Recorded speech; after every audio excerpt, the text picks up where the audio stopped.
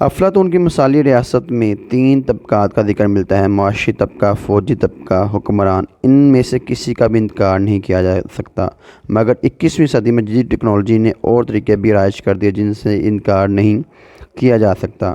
مثال کے طور پر جنگ کے طریقے، جس سے فوج کی اہمیت کم ہو گئی ہے، اور آرگنائزیشن جو حکمران کے فیصلوں پر اثر انداز ہو سکتی ہے۔ Modes of economy with industrial revolution کے ساتھ ہی معاشی طبقے کی اہمیت سے انکار نہیں کیا جا سکتا، اور جو کہ اب مین اسٹریم بن چکا ہے۔ یوں ہم کہہ سکتے ہیں کہ افلاطون کا ریاست کے متعلق جو نظریہ ہے وہ محدود ہے۔